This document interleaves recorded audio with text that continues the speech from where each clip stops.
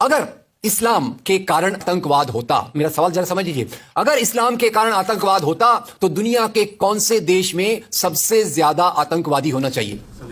Indonesia में। Saudi Arabia बहुत छोटा है, पता नहीं हमारे बंबई के बराबर भी है कि नहीं। सऊदी अरेबिया बहुत छोटा है, सबसे ज्यादा आतंकवाद होना चाहिए इंडोनेशिया में, दुनिया का सबसे बड़ा मुस्लिम देश, वहां इस प्रकार का आतंकवाद नहीं है। नंबर 2, वो एरिया देखिए, अभी सवाल आपको बताया गया उसको याद रखिएगा। इस दुनिया के आतंकवाद से, जिसको इस्लामिक आतंकवाद कहा जाता है, गलती से कैसा कहा जाता है वो भी बताऊंगा, इस आतंकवाद से मारे जाने वाले ज्यादा लोग, इससे मारे जाने वाले ज्यादा लोग हिंदू हैं, मुसलमान हैं या क्रिश्चियंस हैं? मुस्लिम हैं।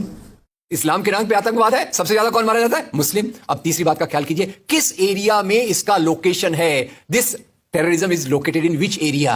उस एरिया की मैं 3 आपको बातें बताता हूं। उस एरिया में, जिसको मैं वेस्ट एशिया कहता हूं, पश्चिम एशिया में 3 चीजें हैं। नंबर 1, वहां रहने वालों में मुसलमान ज्यादा है, यस नो? उसी एरिया में आतंकवाद ज्यादा है, उसी एरिया में तेल का खजाना है। तो आतंकवाद तेल के कारण है कि इस्लाम के कारण है?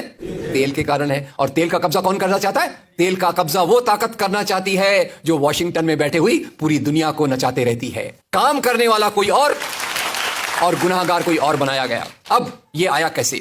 तो आपको बता दूं कि ये अल कायदा के जो मदरसे, अब मदरसा अपने आप में खतरनाक शब्द उसमें कर देते हैं, कुछ मदरसों में इस आतंकवाद की ट्रेनिंग दी गई। इस्लाम के कारण गलत।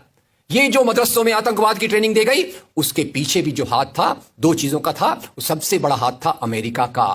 अमेरिका ने $8,000 मिलियन, 7,000 टन हथियार दिए अल कायदा को।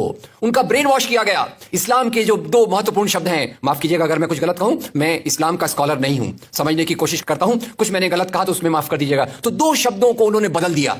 एक शब्द था जिहाद। जिहाद तो जो है जिहाद अकबर, जिहाद असगर। जहां तक मेरी समझ है, जिहाद अकबर का मतलब होता है अपनी बुराइयों के खिलाफ लड़ना।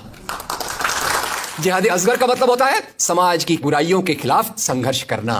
तो इस जिहाद शब्द का मतलब बदल कर दिया गया कि जो भी व्यक्ति आपसे असहमत है, जो भी व्यक्ति को, किसी को पहले काफिर लेबल करो। अब काफिर का भी एक बहुत अलग मतलब है, I won't go to the details of that. तो काफिर किसी को बोलो, उसको मारो, तो उसको जिहाद के नाम दिया गया। और ये ट्रेनिंग उन मदरसाओं में हुई जिसको अमेरिका ने पैसा दिया, अमेरिका ने सिलेबस भी दिया। और तो और मेरी समझ है, मदरसों में कुरान की ट्रेनिंग देते हैं, वो कैसे होना चाहिए वो आपके बीच में चर्चा का मुद्दा है। पर यहां जो ट्रेनिंग दी गई, उसका सिलेबस वॉशिंगटन में बनाया गया। और खैर, ये क्यों बनाया गया उसके पीछे मैं पहले बहुत कोशिश करके, मेहनत करके लोगों को बोलता था ये अल कायदा इसके लिए बनाया गया। बाद में मेरे हाथ में एक बहुत अच्छी चीज आई। अब यूट्यूब में कई चीजें बहुत अच्छी है, कई चीजें खराब हैं। यूट्यूब के कारण हमारे कई नौजवान भटक भी रहे हैं, पर यूट्यूब की कुछ अच्छी चीजें आपको बताता हूं। यूट्यूब में आप सर्च कीजिएगा 3 शब्दों को, हिलरी क्लिंटन अल कायदा अमेरिका। उसमें आपको 4.5 मिनट का एक वीडियो मिलेगा जिसमें हिलरी क्लिंटन बताती है, मैं नहीं कह रहा, हिलरी क्लिंटन कहती है कि हमको रशियंस के खिलाफ लड़ना था, हमारी फौजें जो वियतनाम से एकदम डिमोरलाइज होकर आई थी वो तैयार नहीं थी, तो इन एशिया के मुसलमानों के नौजवानों के कंधे पर रखकर हमने अपनी बंदूक चलाई, हमने अल कायदा खड़ा किया, हमारा काम हो गया, हम अपने हाथ धो लिए और हम अपने वापस आ गए। तो यानी हमने कैंसर के बीज डाल दिए, हम तो अपने देश में सुरक्षित हैं, उसका जो नतीजा भुगतना हो वो एशिया के लोग भुगते, वेस्ट एशिया के लोग भुगते। और उसी के साथ 9/11 के बाद, उसी के साथ अमेरिकन मीडिया ने एक सबसे खराब काम किया, the most anti human act in the history of Mankind. मैं पूरी जिम्मेदारी से यह शब्द कह रहा हूं। क्या किया था अमेरिकन मीडिया ने? अमेरिकन मीडिया ने धर्म को आतंकवाद से जोड़ दिया। मजहब जो मोहब्बत सिखाता है, मजहब जो इंसान को इंसान बनना सिखाता है, उस मजहब के साथ इन्होंने आतंकवाद को जोड़ दिया और एक शब्द बनाया पहली बार, इस्लामिक टेररिज्म।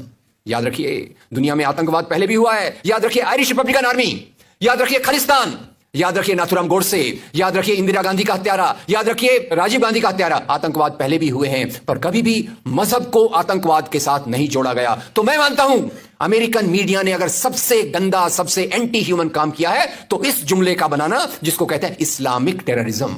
अब इसके पीछे इस्लाम का कोई हाथ नहीं। जिहाद शब्द का मतलब बदल दिया गया और काफिर शब्द का मतलब बदल दिया गया। यहां से ब्रेन वॉश की एक प्रोसेस चालू हुई और इसी को मैं कहता हूं, ये प्रोसेस जो चालू की, ये प्रक्रिया एक कैंसर होती है। मेरा थोड़ा मेडिकल बैकग्राउंड है, मैं जानता हूं कैंसर शुरुआत में होता है, आपने ट्रीट कर लिया तो ठीक है, जब वो फाइनल स्टेज में जाता है तो पूरी दुनिया की बर्बादी करने पे तुल जाता है। और वही बात अल कायदा के साथ हुई।